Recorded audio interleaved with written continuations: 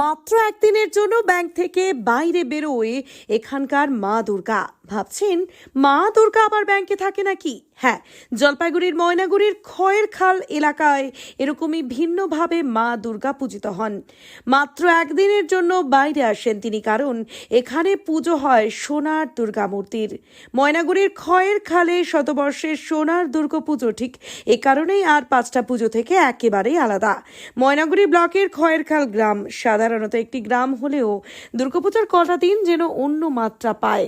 গ্রামের টিনের চালের ছোট্ট মন্দিরটি নবমীর দিন হয়ে ওঠে ভক্তদের ভিড়ে মুখর। বিশেষত্ব যেটা সেটা এখানকারই, আমি লোকালি।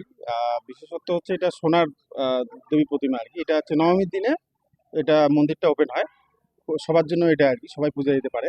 নবমীর যে লগ্ন একটা থাকে, তিথি যেটাকে আমরা বলি, ওই দিন পূজাটা হয় আর সারা বছরই বন্ধ থাকে। নবমীর দিন যে নবমী থেকে দশমী অবধি যেটা লগ্ন থাকে ওই সময় আর কি এটা পূজা হয়। ঠাকুর তোলা থাকে। ঠাকুর প্রথমে তো এটা মানে অটোমেটিক্যালি মাটির পুরনো যেটা সোনা আর কি, মাটির থেকেই ঠাকুর উঠে এসছে। তারপর এটা মানে কারো বাড়িতে থাকে, ধরুন ব্যাংকের লোকালই থাকে আর কি, সোনার সোনা। ঠাকুর তো সোনার ঠাকুর কারো বাড়িতেই থাকে। তো যেদিন পুজো হয় সেদিন ওটাকে আনা হয় ব্যাংকের থেকে। ওই রকমই আর কি। এটা তো একটা সিক্রেট ব্যাপার, এটা ঠিক ফ্লাশ করা উচিত হবে না। ব্যাংকই থাকে। হ্যাঁ, এক প্রকার আর কি ব্যাংকিং, সোনার ঠাকুর তো। সারা বছর দেবী থাকেন গ্রামের ট্রেজারির ভল্টে।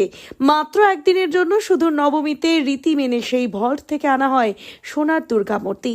7 ইঞ্চি উচ্চতার এই মূর্তির ওজন প্রায় 400 গ্রাম। সোনার তৈরি দশভুজার এই রূপে দেবীর পাশে দুটি সিংহ, অসুর আর মহিষের মাথা ফুটে উঠেছে।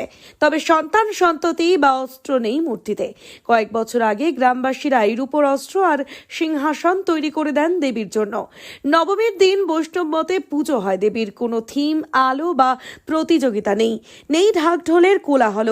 ওই মূর্তিটা ওনাদের হাতে তুলে দিয়ে বলছেন যে এখানে মাকে প্রতিষ্ঠা করতে হবে এবং ঠিক নবমীর দিন পুজো করতে হবে। একদিনেই পুজো হয়, একদিনই পুজো হয়, নবমীর দিনেই পুজো হয়।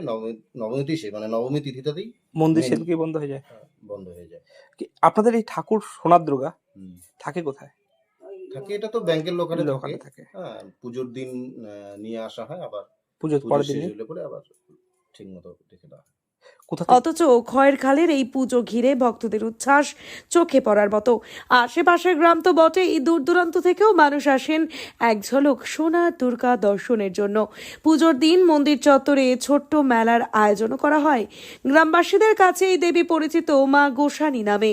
জনশ্রুতি, বহু বছর আগে এক সাধু খয়ের খালের জঙ্গলে আশ্রয় নেন। সেখানেই তিনি খালে খুঁজে পান সোনার দুর্গা। কোত্থেকে আজও চলছে পুজোর রীতি।